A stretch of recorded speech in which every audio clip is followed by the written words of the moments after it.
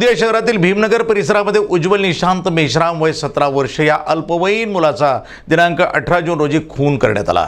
मृतकाच्या आईने त्याच रात्री गोंदिया शहर पोलीस ठाण्यामध्ये फिर्याद दिली आणि प्रथमदर्शनी रिपोर्टमध्ये या प्रकरणात मुख्य आरोपीचं नाव सुद्धा सांगितलं होतं।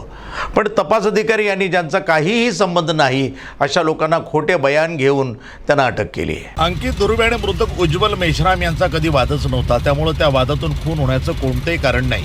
या खून प्रकरणातील मुख्य आरोपी हा कल्लू यादव हाच आहे।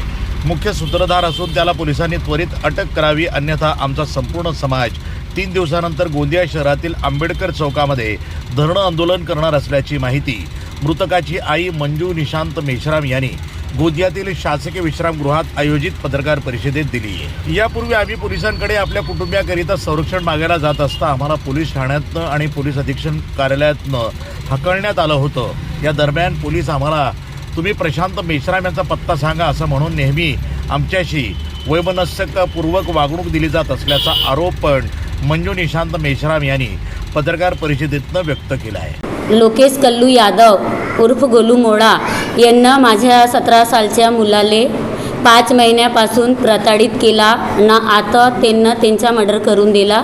गँगवार बनवून सन्या माझ्या मुलाले न्याय पाहिजे। हे 2 दिवसाच्या अंदर कल्लू यादव अंदर झाल्या पाहिजे। आम्ही धरणा आंदोलनवर बसून आम्ही आपल्या समाजाला एक करून सन्या माझ्या मेल्यावाल्या मुलासाठी न्याय मागणार। माझा 17 सालाचा मुलगा होता, त्यांची कोणाबरोबर दुश्मनी ना होती। ह्या लोकांना माझ्या मुलाले घरून झुटा बोलवून सन्या नेल्यानं माझ्या मुलाचा मर्डर केला कल्लू यादवनं। म्हणे 7-8 लोक होते म्हणणं आहे की हे आहेत, पण त्या लोकांनी पण म्हणलं आहे की 20 लाखाची सुपारी आम्हाला कल्लू यादवनं दिलता। याचा सूत्रधार गोलू मोळा आहे। त्यानं गँग तयार केलं आणि कल्लू यादवसिंग 20 लाख रुपये सुपारीचे घेतलं।